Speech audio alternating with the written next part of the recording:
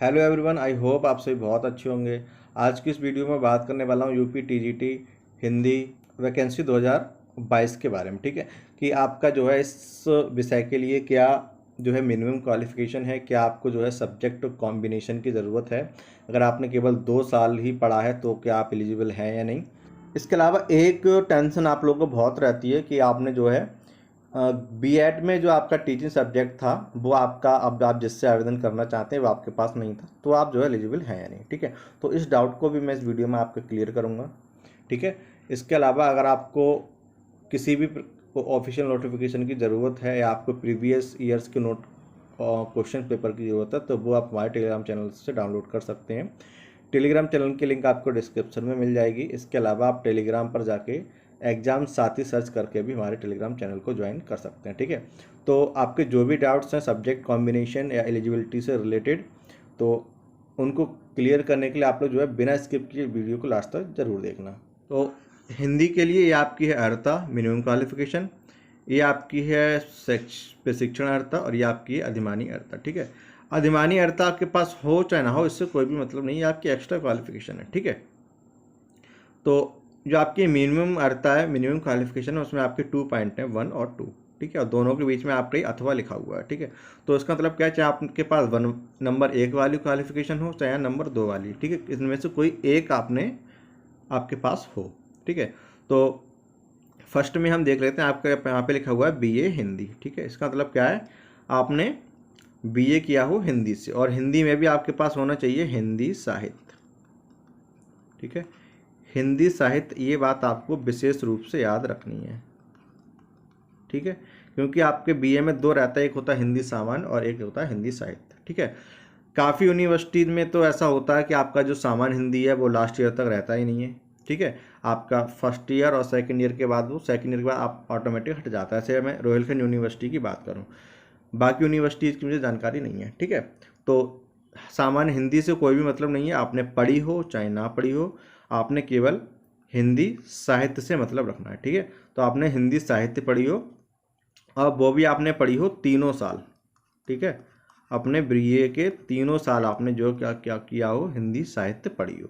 ठीक है, एवं संस्कृत के साथ इंटरमीडिएट, और आपने 12th में संस्कृत भी पढ़ी हो। ठीक है, 12th में आपने क्या किया हो, संस्कृत पढ़ी हो। 12th में आपने हिंदी नहीं पढ़ी है तो कोई बात नहीं, बट संस्कृत होना मस्ट है। ये तो है पहले वाले पॉइंट के अकॉर्डिंग। अब दूसरा वाला पॉइंट क्या कहता है, आपने बीए हिंदी एवं संस्कृत विषय के साथ। ठीक है, मतलब आपने बीए में हिंदी साहित्य भी पढ़ा हो और बीए में आपने संस्कृत भी पढ़ लिया हो। ठीक है, तो इन दोनों का अब आप समझिए, अब मैं आपको कंबाइन करके बताऊंगा। तो देखो, बीए में आपने हिंदी साहित्य 3 साल पढ़ा हो, एक तो आपका ये हो गया। दूसरा आपका क्या है, या तो आपने इंटर में संस्कृत पढ़ ली हो। अगर मान लो आपने इंटर में संस्कृत नहीं पढ़ी थी तो आपके पास एक चॉइस है, आपने जो आपने बीए किया है उसमें आपने संस्कृत पढ़ी हो।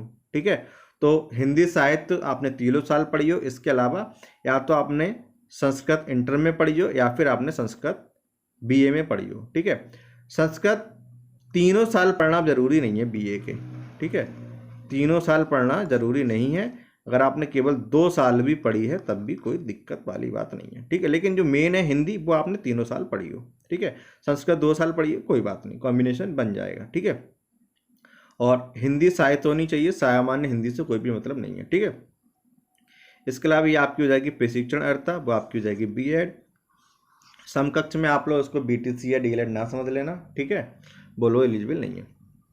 इसके अलावा अगर हम बात करें, आपके जो बीएड में टीचिंग सब्जेक्ट थे, मान लो कोई हिंदी से अप्लाई कर रहा है और उसका जो टीचिंग सब्जेक्ट था वो अंग्रेजी और एसएसटी था, या हिंदी था ही नहीं, कोई और अदर सब्जेक्ट था।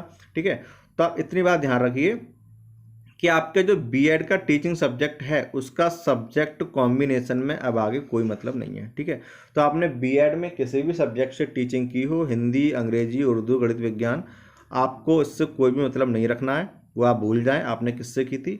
आप अपने ग्रेजुएशन के अकॉर्डिंग जो है टीजीटी के लिए एलिजिबल होंगे, ना कि बीएड के अकॉर्डिंग। ठीक है, तो बीएड के टीचिंग सब्जेक्ट से अब आगे सब्जेक्ट कॉम्बिनेशन में कोई भी मतलब नहीं है। ये आपकी अधिमानी अर्हता है, अगर आपके पास है तो आप उसको लिखिए।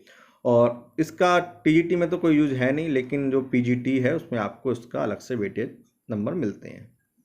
तो आई होप सब्जेक्ट कॉम्बिनेशन से रिलेटेड आपके जो भी डाउट्स थे वो सारे क्लियर हो गए होंगे।